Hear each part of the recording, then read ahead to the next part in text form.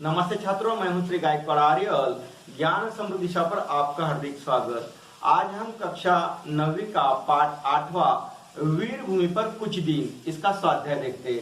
छात्रों, इस वीडियो को बार बार देखें, अपने दोस्तों को शेयर करें, इस वीडियो को लाइक करें और हाँ, अगर आप पहली बार मेरे इस वीडियो को देख रहे हो तो सब्सक्राइब करना ना भूलें, ताकि आगे आने वाले वीडियो आप आसानी से देख सकेंगे।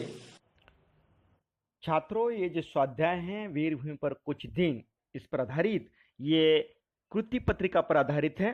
तो परिचित क्रमांक पहला कहाँ से शुरू होता है, कहाँ है?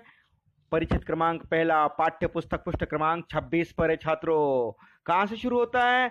22 दिसंबर अल्पाहार कर, यहाँ से शुरू होता है, था भंडारे गार्डन, यहाँ तक। देखिए, ढूंढिए पाठ्य पुस्तक पृष्ठ क्रमांक 26 पर। हाँ, इस परिच्छेद पर कुछ शब्दार्थ आए हैं, वो समानार्थी के लिए आ सकते हैं।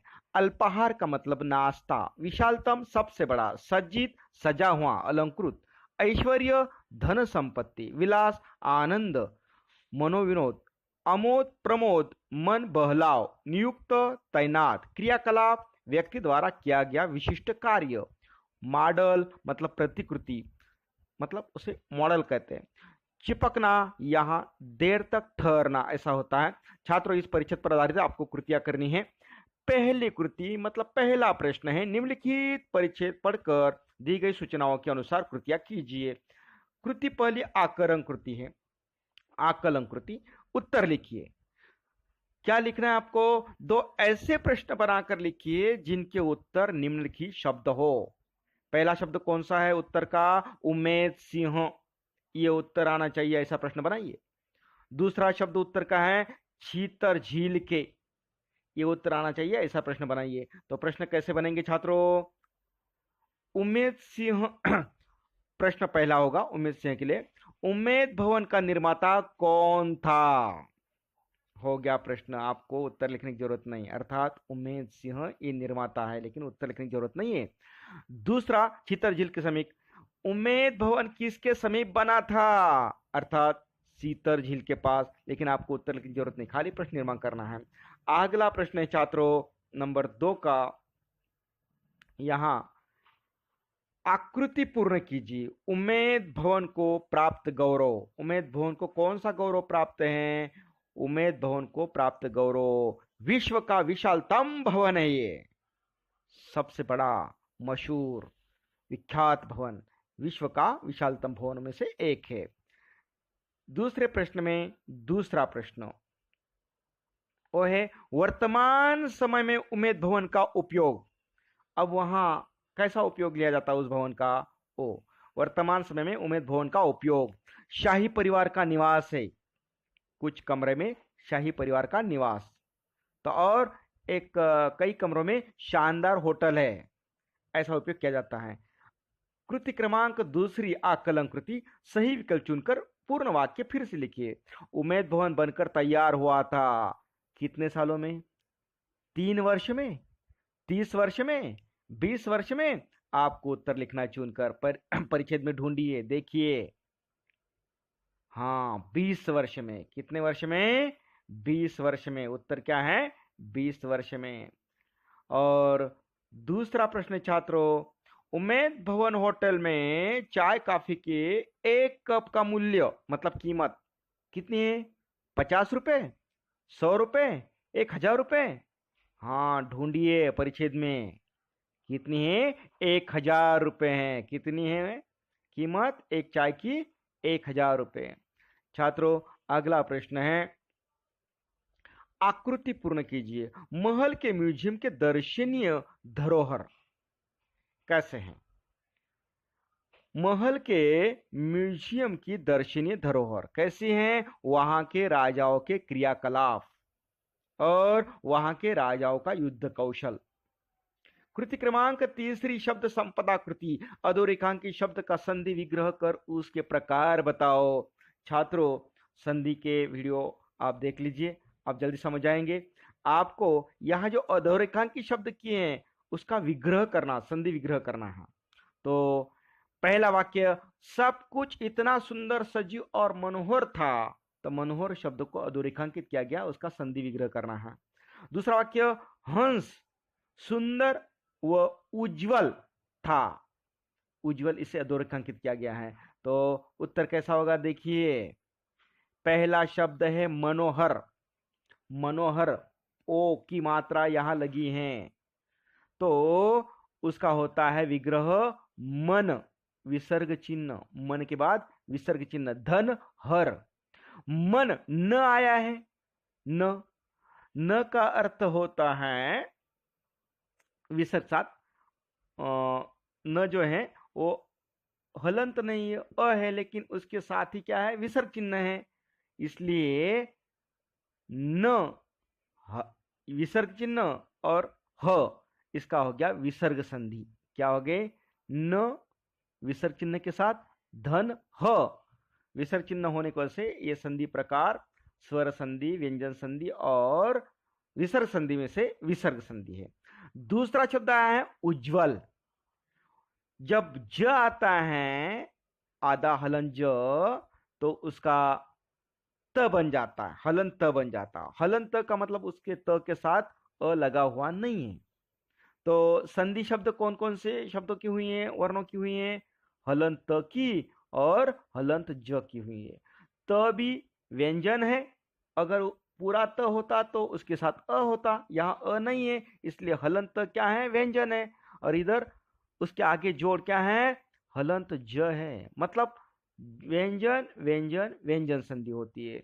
दूसरा प्रश्न छात्रों, विरुद्धार्थी शब्द लिखिए, समीप मतलब नजदीक, इसके विरुद्ध क्या होगा, दूर। देखिए उत्तर, युद्ध, युद्ध के विरुद्ध क्या होगा, शांति। कृति क्रमांक 4, स्वमत अभिव्यक्ति। आपको आपके विचार यहां पर लिखने हैं। पर्यटन से होने वाले लाभ के बारे में 8 से 10 पंक्तियों में अपने विचार लिखिए, अपने विचार प्रकट कीजिए। यहाँ नमूना के तौर पर उत्तर दिया हुआ है, आप आपके मन से भी लिख सकते हैं। मनुष्य स्वभाव से पर्यटन प्रिय होता है, उसे नए नए स्थान देखने में बहुत आनंद आता है। पर्यटन से बहुत लाभ होता है, अपने नगर, जनपद और प्रदेश के विभिन्न प्राकृतिक स्थलों और ऐतिहासिक स्थानों की यात्रा, तरह तरह की जानकारियां मिलती है, तरह तरह के लोगों और उनके कार्यों के बारे में जानने का अवसर मिलता है, उनके रीति रिवाजों, रहन सहन आदि के बारे में प्रत्यक्ष जानकारी मिलती है। पर्यटन से हमें तरह तरह के उद्योग धंधों को प्रत्यक्ष रूप से देखने का अवसर, मौका मिलता है। इससे लोगों की सोचने समझने की दृष्टि, एक अंदाज विकसित हो जाता है। छात्रों, परिच्छेद क्रमांक 2 कहां से शुरू होता है, देखिए पाठ्य पुस्तक पृष्ठ क्रमांक 27 पर। देखिए कहां से शुरू होता है, ये भंडारे गार्डन के दृश्यों से इस परिच्छेद से शुरू होता है। तो कहां तक है, नमन करने का मन करता है, यहां तक जरा ढूंढिए, देखिए पाठ्य पुस्तक पृष्ठ क्रमांक 27 पर। हाँ, इस परिच्छेद पर कुछ शब्दार्थ आए हुए दिए हुए यहाँ पर कठिन शब्दार्थ। अभिभूत मतलब वशीभूत, चकित। परकोटा रक्षा के लिए चारों ओर बनाई हुई दीवार। बुर्जिया किले आदि की दीवारों में वो ऊपरी भाग जिसमें बैठने के लिए स्थान होता है। प्रतीक का मतलब है चिन्ह, निशान। जौहर, राजा के युद्ध में हार जाने पर राजपूत श्रेयांका दहकती हुई चिताओं में प्रवेश कर जल मरना, आहुति देना। हस्त चिन्ह, हथेलियों की छाप। स्मृति, याद। स्थापत्य कला, भवन निर्माण कला, वास्तुकला। छात्रों, इस परिच्छेद पर आधारित आपको कृतियां हल करनी है। प्रश्न है, निम्नलिखित परिच्छेद पढ़कर सूचनाओं के अनुसार कृतियां कीजिए और पहली कृति आकलन कृति आकृति पूर्ण कीजिए। मेहरानगढ़ किले की 2 विशेषताएं। कौन कौन सी विशेषताएं जरा परिच्छेद में ढूंढिए। मेहरानगढ़ की 2 विशेषताएं। मेहरानगढ़ शहर के बीच में है। कितनी ऊंचाई पर है, 400 फीट ऊंची पहाड़ी पर बना हुआ है, यह पहली विशेषता। दूसरी विशेषता यह है 20 से 120 फीट ऊंची दीवार के परकोटे से घिरा हुआ है। ये 2 विशेषता। परकोटे की विशेषता, दूसरा प्रश्न है यहां पर दिया हुआ। परकोटे की विशेषता क्या है, परकोटे की विशेषता ये है कि उसमें जगह जगह बुर्जिया बनी हुई है। क्या है, बुर्जिया बनी होना मतलब बैठने के लिए जगह है। तीसरा प्रश्न है छात्रों, किले के प्रवेश द्वार, जैसे लोहपोल है ना, ऐसे और कौन से नाम हैं उन्हें जरा बताइए। हाँ, किले के प्रवेश द्वार के नाम है जयपोल, लोहपोल, फतेहपोल। चौथा प्रश्न है वो है किले के सुंदर दिखाई देता है किले से सुंदर दिखाई देता है शहर कब? दोपहर की धूप में, शाम की चमकती चांदनी में। छात्रों, कृति क्रमांक दूसरी आकलन कृति है, सत्य असत्य लिखिए। दीवारों पर नहीं, द्वारों की दीवारों पर जौहर करने वाली वीरंगनाओं के हस्त चिन्ह बने हैं। ये वाक्य सत्य है या असत्य है? जरा ढूंढिए। ये वाक्य सत्य है। दूसरा वाक्य है कहीं हथियारों की प्रदर्शनी हेतु बर्छी, भाले और कहीं तलवारें प्रदर्शित की गई थी। ये वाक्य सत्य है असत्य? असत्य है। पहला वाक्य सत्य है, दूसरा असत्य है। अगला प्रश्न है छात्रों, आकृति पूर्ण कीजिए। महाराज की याद में बना स्मारक कौन सी महाराज की याद में बना है? महाराज कौन से, उनका नाम लिखिए। और स्मारक बनाया, उस स्मारक का नाम क्या है वो लिखना है। छात्रों, यहाँ महाराज की याद में बना स्मारक, महाराज कौन से? जयवंत सिंह। स्मारक का नाम है जयवंत ठंडा। ठीक है। अगला प्रश्न, अगली कृति, जोधपुर के स्थलों में दिखने वाली कलाएं। जोधपुर के स्थलों में दिखने वाली कलाएं कौन कौन सी है? जैसे चित्रकला है, और कौन सी कला है? स्थापत्य कला, मूर्तिकला और चित्रकला, ये दो। कृति क्रमांक 3 शब्द संपदा कृति है। अधोरेखांकित शब्द का संधि विग्रह कर उनके प्रकार बताइए। भारतीय कलाकारों का सम्मान तथा उन्हें नमन करने का मन करता है। नमन, इसे अधोरेखांकित करना बाकी था, वो कर दिया है। दूसरा वाक्य, थोड़ी ही देर में होटल के स्वागत कक्ष में असीन थे। स्वागत, नमन और स्वागत, दो शब्दों का आपको संधि विग्रह करना है। तो कैसा होगा देखिए उत्तर। संधि अच्छी तरह से समझ लीजिए। संधि समझने के लिए आपको वर्ण का अभ्यास जरूरी है, उच्चार का अभ्यास होना जरूरी है। नमन मतलब नम, यह हलंत म है, ध्यान रहिए, हलंत म है, मतलब उसके साथ अ जो स्वर है वो नहीं लगा हुआ है। धन अन, यहां अ जो है दूसरे शब्द में अ स्वर है। म हलंत है, वो व्यंजन है। अ स्वर है, यहां व्यंजन और स्वर आया है। ध्यान रहे, स्वर स्वर आया तो स्वर संधि होती है, व्यंजन और स्वर आया तो व्यंजन संधि होती है, स्वर और व्यंजन आया तो व्यंजन संधि होती है, और विसर्ग चिन्ह आया तो विसर्ग संधि होती है। यहाँ नमन शब्द में नम ये हलंतमय है, और आगे धन अ आया है। व्यंजन और स्वर मिलकर होती है व्यंजन संधि। दूसरा शब्द है स्वागत, स्व आगत। स्व मतलब यहाँ अ का उच्चार है, पूरा वह है ना, इसलिए अ स्वर लगा हुआ है उसे, वो रहता ही है, ध्यान रहे। अगर हलंत नहीं है तो वो पूरा है, पूरा वर्ण है, और पूरा वर्ण जो होता है उसके साथ अ लगा होता है। तो अ क्या है? स्वर है। आगत मतलब अ दोनों भी क्या है? स्वर है, इसलिए स्वर संधि। अगला प्रश्न है, निम्नलिखित शब्दों के वचन बदलकर लिखिए। किले, अगर शब्द एक वचन है तो आपको बहुवचन करना है, बहुवचन है तो एक वचन करना है। किले, किले बहुवचन है, उसका क्या करना है आपको? किला एक वचन करना है। दरिया, दरिया शब्द क्या है? बहुवचन है, उसका क्या करना है? दरी एक वचन करना है। पहाड़, पहाड़ एक वचन भी शब्द है और बहुवचन भी पहाड़ी है। जैसे हमने पहाड़ देखे, अब पहाड़ देखे, देखा, ये क्रिया से, पहाड़ शब्द में बदलाव नहीं होता है, क्रिया से समझ में आता है वाक्य में डालने पर कि वो बहुवचन है या ये एक वचन है। लेकिन पहाड़ शब्द जो है वो एक वचन भी है और बहुवचन भी है। उसी तरह से मंदिर, हम मंदिर गए थे, एक मंदिर गए या चार मंदिर गए पता नहीं, लेकिन मंदिर शब्द जो है वो एक वचन भी है और बहुवचन भी है। वाक्य में डालने पर पता चलेगा हमने मंदिर देखे, देखे मतलब अनेक वचन, बहुवचन है। हमने मंदिर देखा, देखा होता एक वचन, यहाँ पर मंदिर शब्द जो है वो बहुवचन भी है और एक वचन भी है। जहाँ समझ में नहीं आता कभी कभी उसे वाक्य में डालकर देखना है। कृति क्रमांक अगली जो तीसरा प्रश्न है, परिच्छेद में आए दो शब्द युग्म छाट कर लिखिए। जैसे धीरे धीरे दोनों के बीच में धीरे धीरे दो जो शब्द हैं उसके बीच में क्या होता है, दोनों के बीच में एक संयोग चिन्ह होता है। तो ऐसे कितने शब्द जरा ढूंढिए तो। जगह जगह पहला शब्द, भांति भांति दूसरा शब्द, दोनों भी शब्द के बीच में संयोग चिन्ह है, उसे योजक चिन्ह भी कहते हैं, संयोग चिन्ह भी कहते हैं। कृति क्रमांक चौथी, स्वमत अभिव्यक्ति। पहाड़ियों पर बने किलों के बारे में अपने विचार लिखिए। अब अपने विचार भी लिख सकते हैं किलों पर आधारित। यह उदाहरण के तौर पर उत्तर दिया है, कई किले कई प्रकार के होते हैं। समतल जमीन पर बने भूमि कोट, समुद्र तट अथवा जल में बने जलदुर्ग, वन में बने वनदुर्ग तथा पहाड़ियों पर बने गढ़ किले।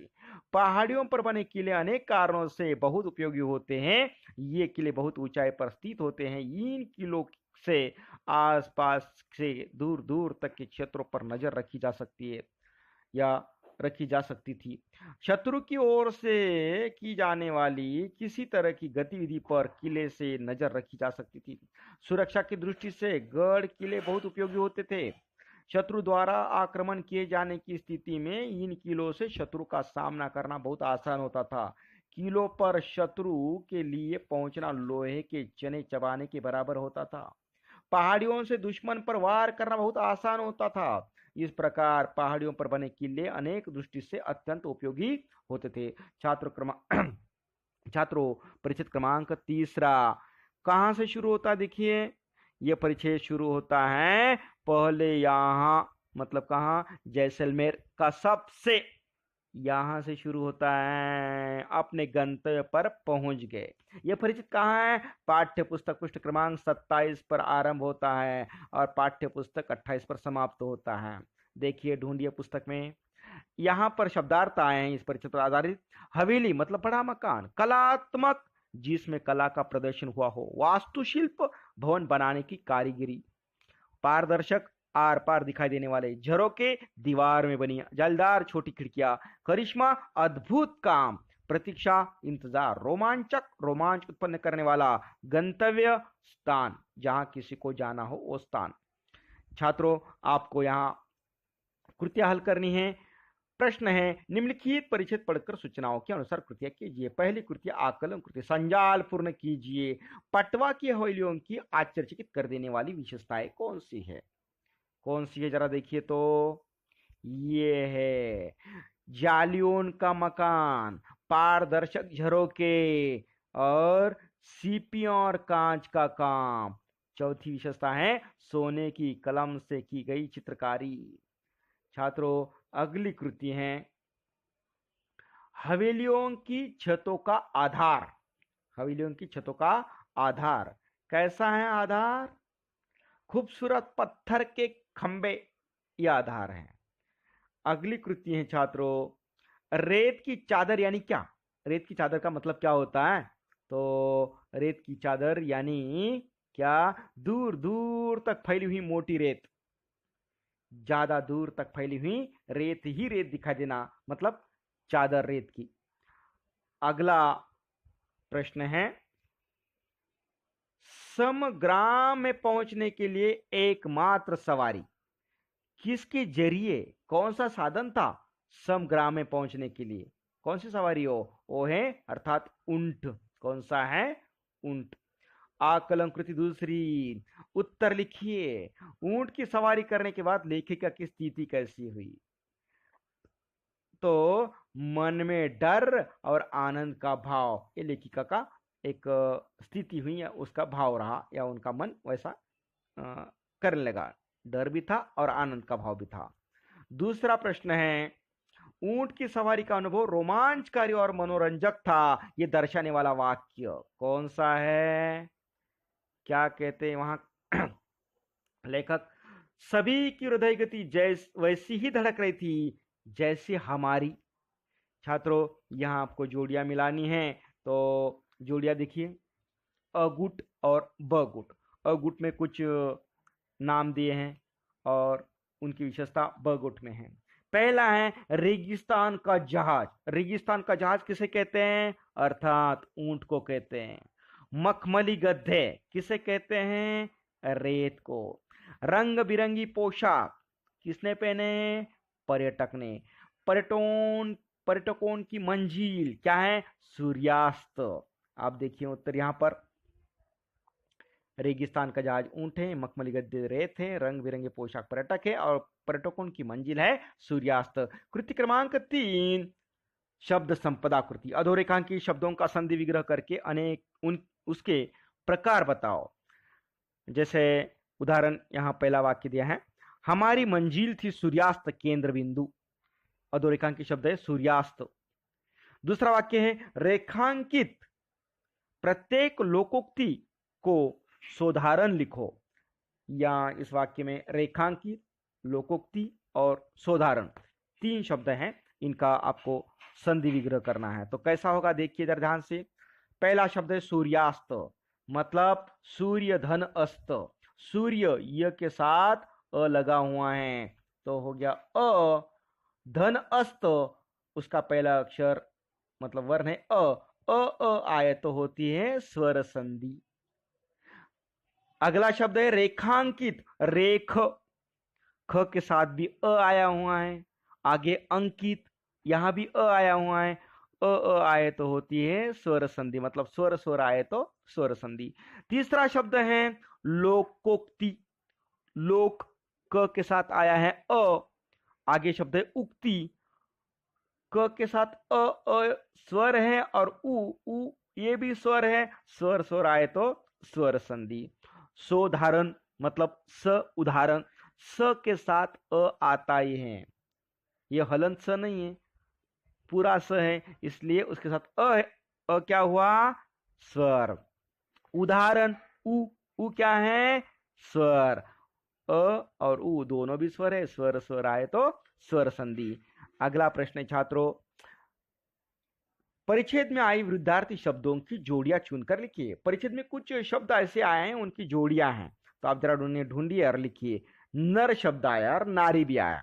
नर के विरुद्ध नारी होता है। बाल आया है मतलब बालक, और उसके विरुद्ध वृद्ध भी आया है, तो ये 2 जोड़ियां हैं। छात्रों कृति क्रमांक 34, स्वमत अभिव्यक्ति। मेरा यात्रा अनुभव, इस विषय पर आपको आपके विचार लिखने।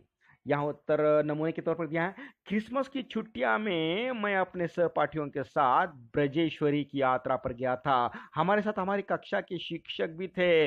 मुंबई के चर्चगेट स्टेशन से वसई स्टेशन तक हम लोकल रेलगाड़ी में बैठकर गए।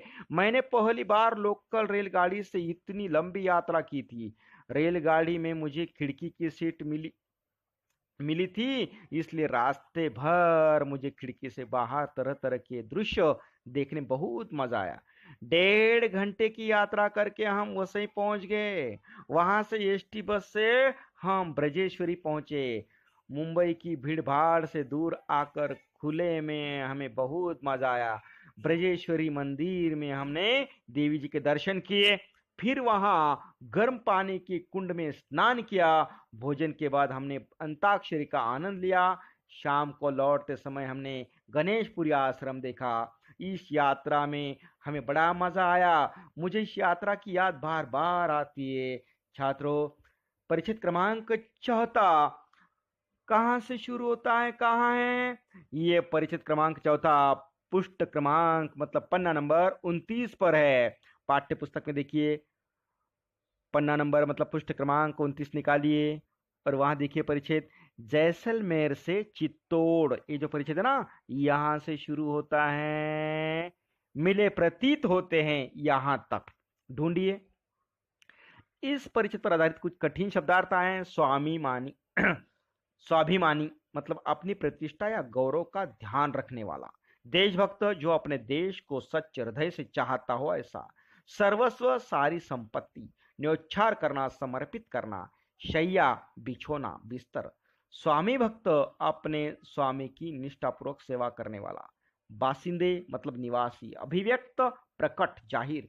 छात्रों, आपको इस परिच्छेद पर आधारित कृतियां हल करनी है। प्रश्न है मतलब कृति है, निम्नलिखित परिच्छेद पढ़कर सूचनाओं के अनुसार कृतियां कीजिए। आकलन कृति पहली है, आकृति पूर्ण कीजिए। महाराणा प्रताप के जीवन के दो महत्वपूर्ण घटक कौन से हैं, जरा बताइए तो, ढूंढिए परिचित में। महाराणा प्रताप के जीवन के दो महत्वपूर्ण घटक हैं चित्तौड़गढ़ और दूसरा है चेतक घोड़ा। दूसरा प्रश्न है छात्रों, महाराणा प्रताप के महान गुण, यहां 3 गुणों में से एक गुण दिया हुआ है वीर, वो वीर थे, एक गुण दिया, दूसरे 2 आपको लिखने परिचित में से। परिचित ढूंढिए, परिचित में आप ढूंढिए। एक है साहसी, दूसरा है स्वाभिमानी और तीसरा है वीर। छात्रों प्रश्न क्रमांक तीसरा, महाराणा प्रताप के स्वामी भक्त सहयोगी कौन थे, क्या नाम है उनका, भामाशाह। क्या नाम है, महाराणा प्रताप के स्वामी भक्त सहयोगी कौन थे, भामाशाह। छात्रों आकृति कृति दूसरी, आकृति पूर्ण कीजिए। चित्तौड़गढ़ की रक्षा के लिए त्याग, त्याग, जंगल में शरण लेना पड़ा महाराणा प्रताप जी को, बच्चों और परिवार को भूखा रखने की नौबत आई। अगला प्रश्न है, चित्तौड़ की एक महान भक्त कवियत्री कौन है, संत मीराबाई। कौन है, संत मीराबाई या मीराबाई लिख दीजिए। कृति क्रमांक तीसरी, शब्द संपदा कृति, निम्नलिखित वाक्यों में अधोरेखांकित शब्दों का संधि विग्रह कर उनके प्रकार बताइए। यहां उपर्युक्त जो शब्द है ना, उससे भी अधोरेखांकित करना था लेकिन नहीं किया। वो भी शब्द हैं, उपर्युक्त वांग्मय दुष्कर यो अत्यधिक दुर्लभ है। इस वाक्य में जो अधोरेखांकित शब्द हैं उनका आपको संधि विग्रह करना है। तो कैसी होगी संधि विग्रह, देखिए एक एक शब्द। उपर्युक्त मतलब ऊपरी, री इस शब्द को रस्व ई की मात्रा लगी हुई है और ये रस्व ई क्या होती है, स्वर होती है। आगे उक्त, उ क्या है, स्वर है, स्वर स्वर आए तो स्वर संधि होती है।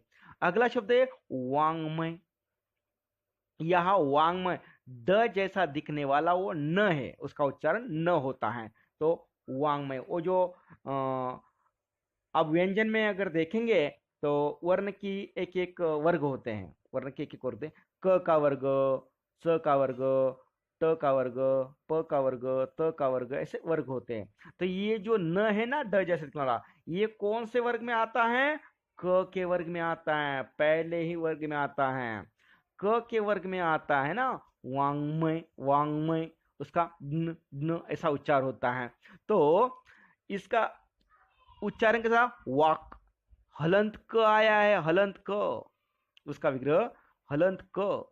हलंत क का मतलब होता है उसके साथ अ नहीं लगा हुआ है, वो क क्या है, व्यंजन है। आगे शब्द है मय, म भी क्या है, व्यंजन है, क भी व्यंजन है, म भी व्यंजन है, दोनों व्यंजन व्यंजन है, इसलिए व्यंजन संधि। अगला शब्द है दुष्कर, यह आधा षटकोण का श आता है ना, तो उसका विसर्ग हो जाता है, ये नियम है, उसका विसर्ग बन जाता है।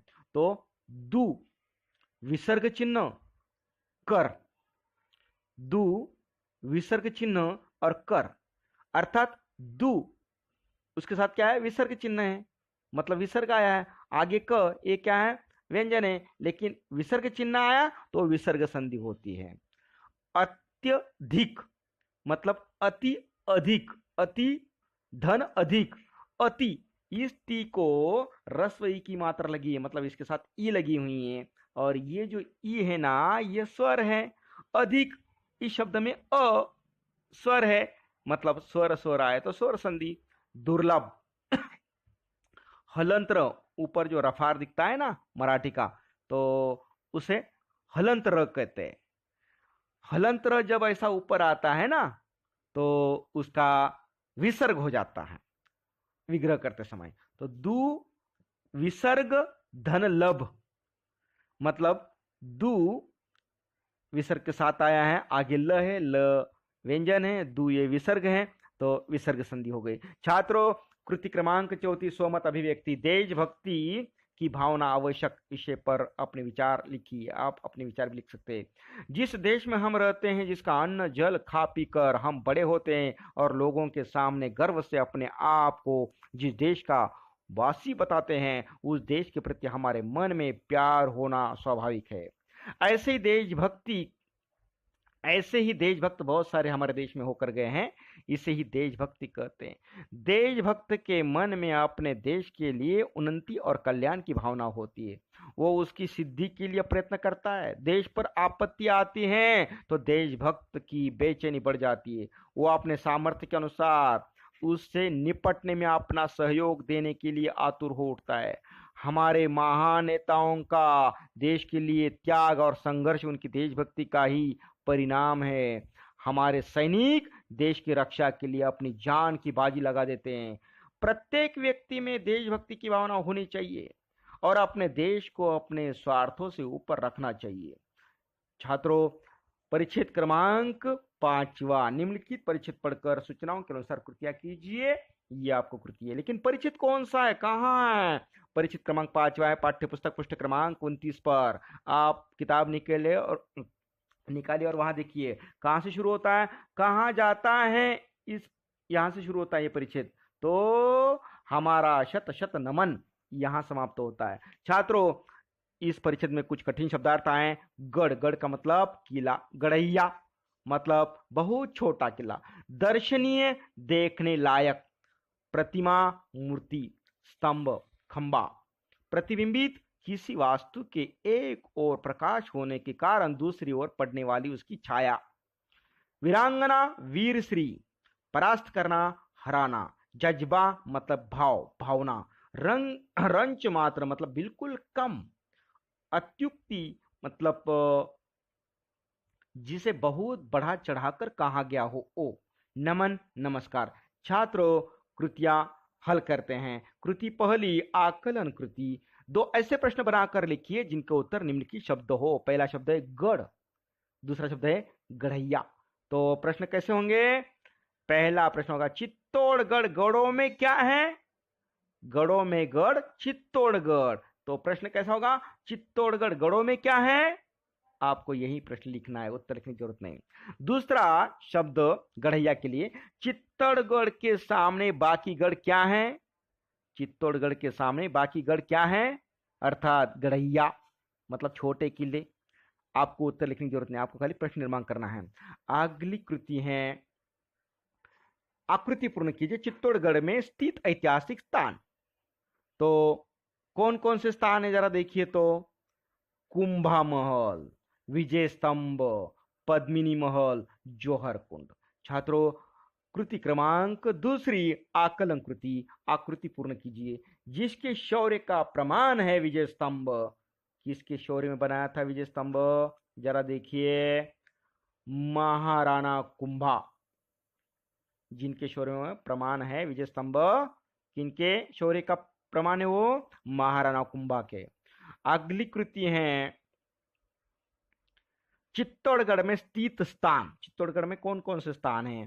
तो उत्तर में देखिए, चित्तौड़गढ़ में जैन मंदिर है, गोमुखी कुंड है, काली का मंदिर है और मीरा मंदिर है।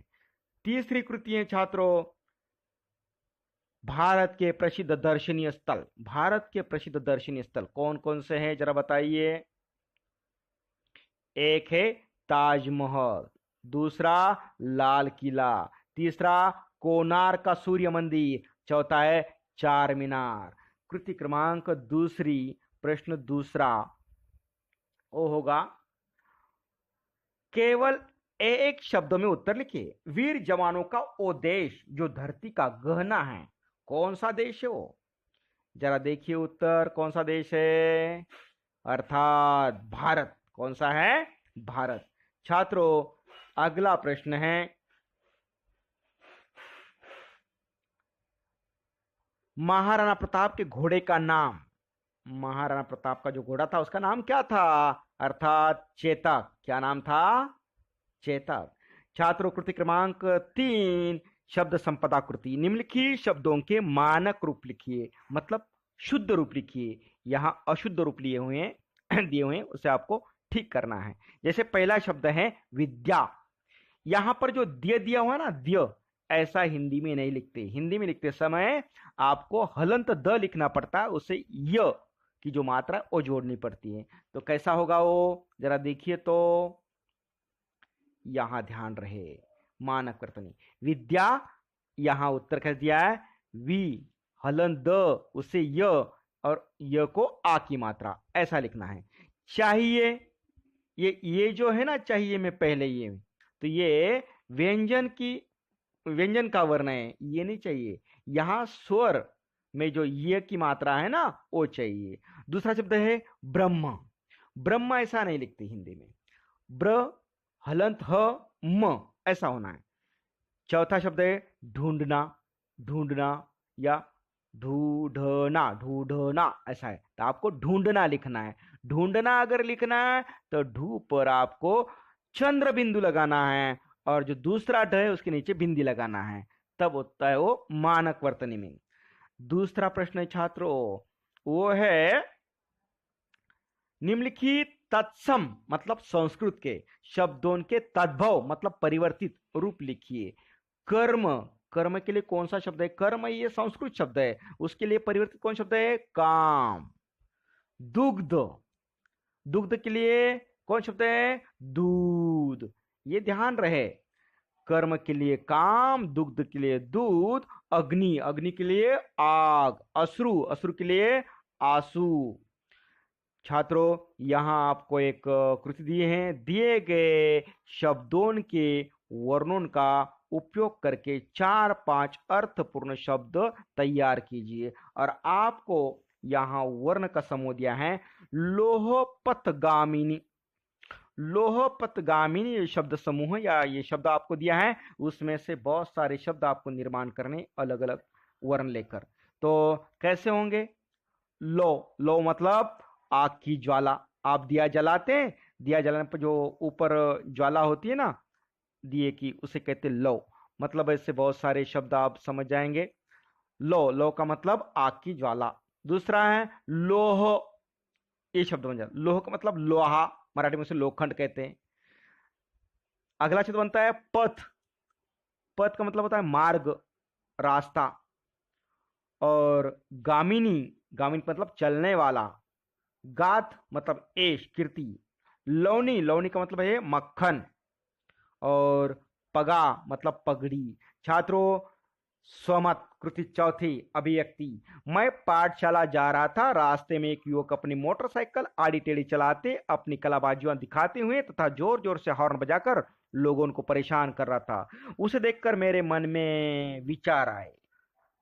मतलब प्रसंग लेखन यहाँ पर आपको लिखना है, जो आपने प्रसंग देखा है उसे आपको यहाँ अभिव्यक्त करना है। तो यहाँ नमूने के तौर पर दिया है, आपको जो भी दिखाई दिया होगा वैसा आपको लिखना है, वो भी उत्तर सही होगा। देखते हैं उत्तर। कोई भी वाहन सवारी के लिए होता है, उसका उपयोग करके अपने निर्धारित स्थान पर सवार जल्दी और समय पर पहुंच सकता है, इसलिए वाहनों का उपयोग लोग अपने काम के लिए करते हैं। मोटरसाइकिल को आड़ी टेढ़ी चलाते हुए कलाबाजियां दिखाना मोटरसाइकिल का दुरुपयोग तो है ही साथ महंगे पेट्रोल की बर्बादी भी है। इतना ही नहीं, इस तरह का स्टंट करते समय मोटरसाइकिल सवार के दुर्घटना ग्रस्त होने की भी संभावना अधिक होती है। इससे परिवार के घायल होकर, जो परिवार के लोग हैं, अगर ये सवार जो है वो अगर घायल हो गया तो परिवार वालों जो है वो भी एक परेशान हो जाते हैं। तो इससे सवार के घायल होकर अस्पताल में पहुंचने की पूरी संभावना होती है। इस तरह का एक करतब मतलब कलाबाजियां करना और हॉर्न बजाकर लोगों को परेशान करना सर्वथा अनुचित है, अयोग्य है। इससे लोगों को तो कष्ट होता ही है, कलाबाजियों की चपेट में आकर लोग बुरी तरह घायल हो सकते हैं। इसलिए मेरे मन में यह विचार आया कि इस प्रकार का स्टंट करने वालों पर अंकुश लगाना और उन्हें यथोचित दंड देने की जरूरत है। छात्रों, यहाँ पर ये स्वाध्याय समाप्त होता है। आप इस वीडियो को बार बार देखिए, अपने दोस्तों को शेयर करें, इस वीडियो को लाइक करें। और हाँ, अगर आप मेरे इस वीडियो को पहली बार देख रहे हो तो मेरा यूट्यूब चैनल ज्ञान समृद्धि दिशा, इसे अवश्य सब्सक्राइब करें ताकि आगे आने वाली वीडियो आप आसानी से देख सकेंगे। धन्यवाद।